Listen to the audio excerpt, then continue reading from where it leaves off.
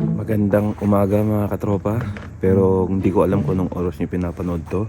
So mabuhay po tayong lahat. At ako po'y lalabas. Ang oras po pala dito is alas 8. Tama po. Bakit madilim? Alas 8 na. Kasi po yun nga, yung nakita niyo yung bungad ng video na nandun pa lang yung araw. Pasikat pa lang. Sumisikat pa lang. Parang ako, sumisikat lang. Ang yabang. De, joke lang yung mga katropa, joke lang. Mayabangan na kayo sa akin eh. Anyway, lalabas po ako kasi punta akong Brandon, magpapa-check up. Pero may mga kasama ako, susunduin ko sila. Kasi mga bagong dating na napanood nyo. Magpapa-carpool sila sa akin papuntang Brandon kasi may mga bibilin sila, mga gamit, yun. Sorry, pasensya na pala. Bakit pala ako naka-shades?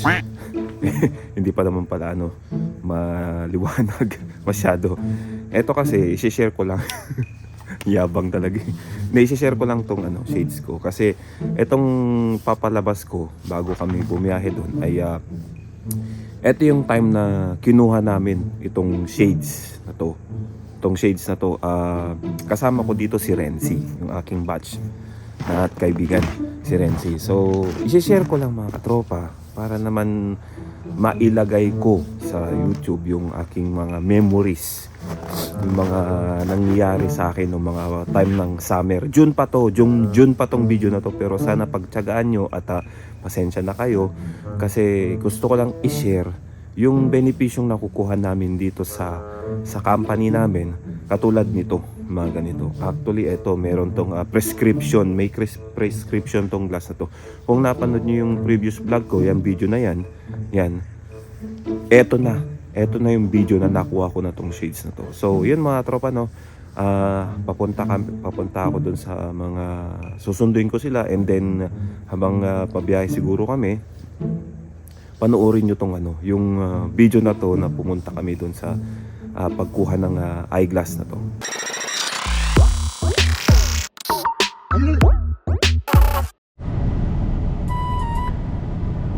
Okay naman. Malaki nga lang.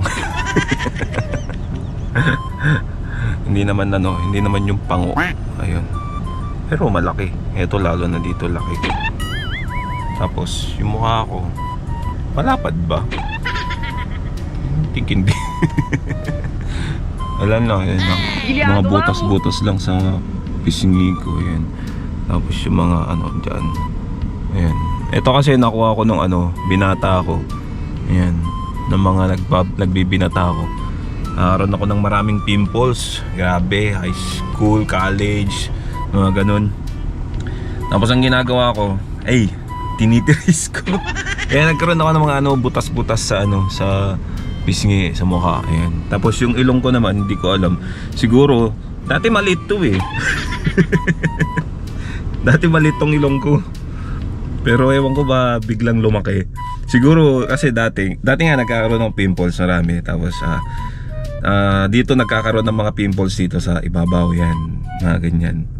So siguro tinitiris ko, ewan ko lang, biglang lumaking ganito.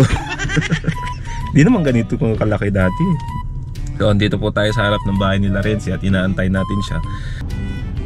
Andyan na po yung ating poging kaibigan. At Right, oy! kamusta pre? Long time no see. Pinapansin ko lang tong ilong ko na malaki. Tapos yung malapad kong mukha na po yung puno ng butas. Kaya pag napapanood yung mukha ko masyadong pangit, pagtiyagaan nyo na lang. Di ba pre? Ayan, samahan nyo ko kami at punta kaming Brandon dahil meron akong schedule ng check-up ngayon. Check-up. Bago kami pumunta ng Brandon, daan muna kami dito sa kapehan ni Timtok, kung saan kami madalas pumupunta ni Renzi. Ayan, sa mga bago nga pala, nakakapansin kay Renzi, matiin nyo po siya at magpalibre kayo ng Timton paglabas. Ay, Tim Horton pala, Timton ako ng Timton. Tim Horton, yan pre. Tara. Buhay minsan ka na maghayahay. Maghayahay ba? Baka sakali ma 1 million din kami. Ayan. 2 large double. Alright. Thank you. So ayan, may kape na kami. And then, on the way to Brandon na. Napakahusay mag-drive, kaibigan. Dito na kami after 1 years. 1 years? After ano pala. 1 years and 2 years. Napakaganda ang aming panahon ngayon. Summer.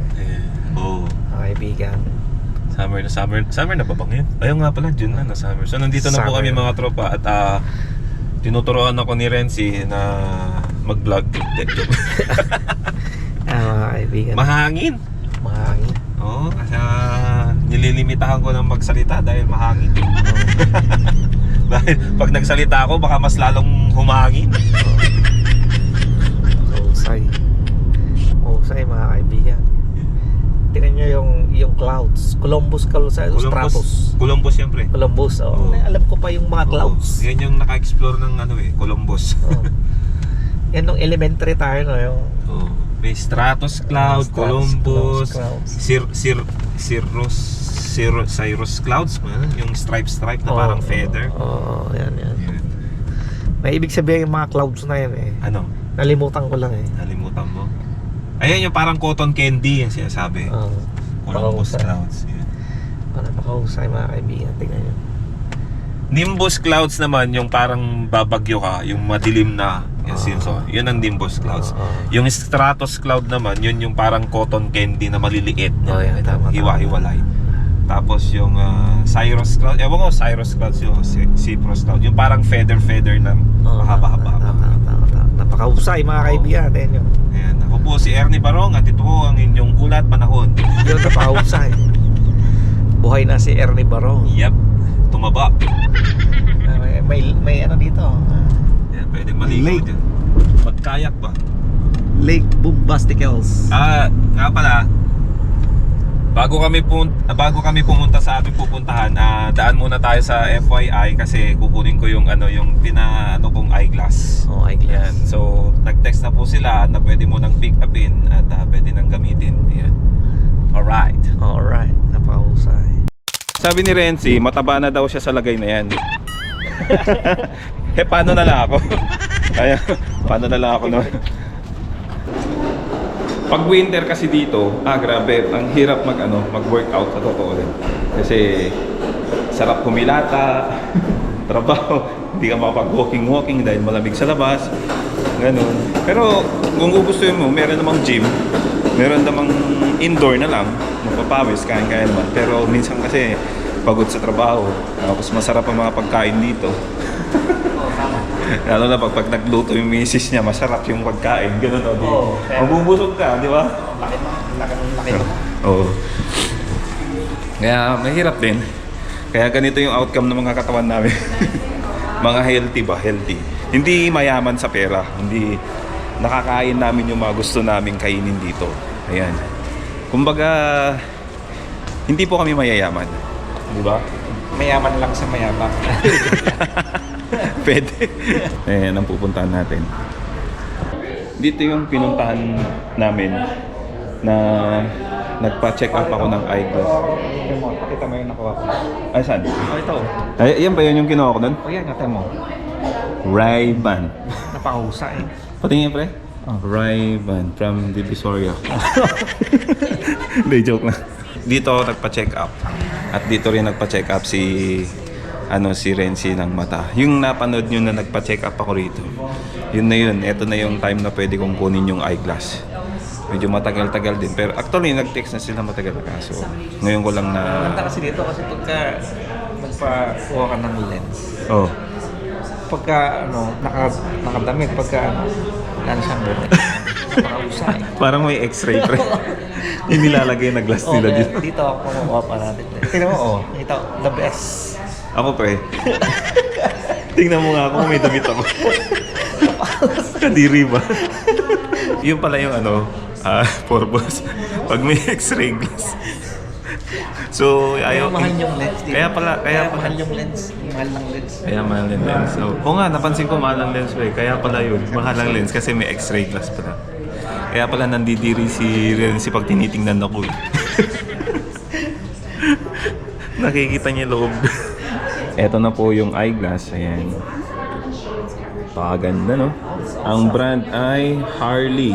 Harley, is it? Harley Davidson, Harley yep. Davidson. So I'll just need a bike to pair it. Exactly. Motorbike. Bike to go with it. Harley Davidson. So ayan, itatry natin.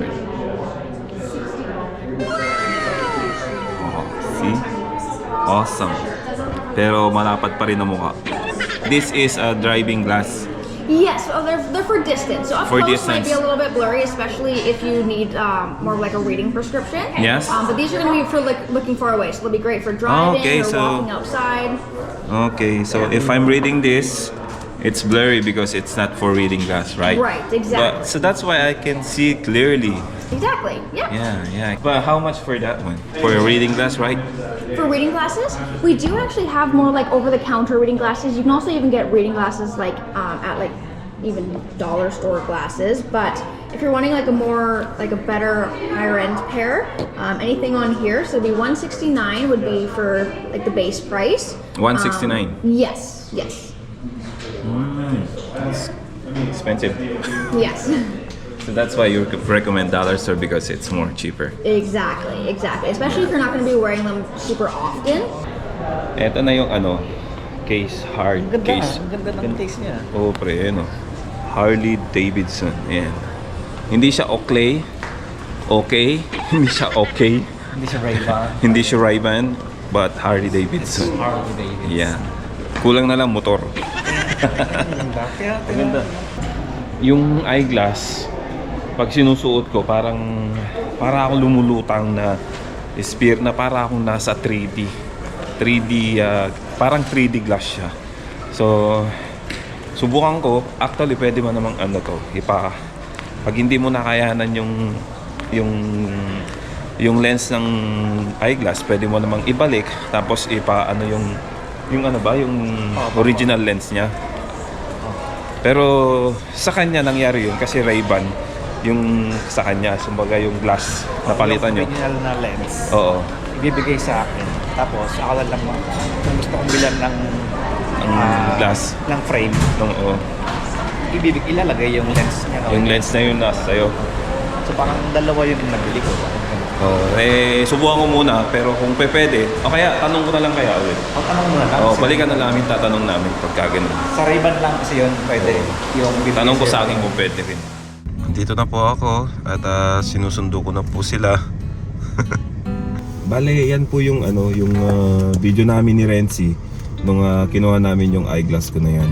So, isa po sa mga benepisyo namin sa company na nabibigyan kami ng pagkakataon na bigyan ng eyeglass kasi hindi naman lahat ng empleyado doon ay okay pa yung mata. Katulad ko, ang mata ko is sabi nga doon sa previous video ko, mga plus 1.75 yung kailangan kong eyeglass. Kasi malabo yung mata ko pagka malapit pag nagre-reading ganun. So yun na. Yun. Kamusta? Kamusta? Nga pala yung iba na lang sa sa likod. Ilan ba kayo? 5. Dito ako po eh. Malaki ka. Paunahin mo na muna yung sa likod ba? Ayan. So ayan mga tropa, nandito kami. Opo, morning. Tapos, baba mo lang, baka maipit ka dyan ha. Ingat. Shoutout po sa asawa ko. Ayun. Mato, Emma. Andito na sila. Ako naman, punta ako doon kay Dr. Susie sa Harmony. At bago doon, meron pala akong video na previous din. Kasama ko rin si Renzi din. Dugtong din nung pagkuha namin ng eyeglass. Tingin ko sa eyeglass ngayon, para akong merong extension sa paa na parang lumulutang na parang tumangkad ako. Fish eye. Kaya libre yung yung CT scan ko dahil kay Renzi. Nandun ka pa ba, te? Nandun pa ako. Hindi kita nakikita kung pumunta ang Walmart. Ikaw rin, hindi ko nakikita. Kasi nagtatago kami. Subukan natin kung masarap. Pag masarap, order ako rin. Napakausay. At ako naman ay pupunta na sa Harmony kasi magpapa-check up tayo. Kaya pila-pila naman doon. So, kailangan natin makapunta doon. At balikan ko na lang sila dito pag okay na ako.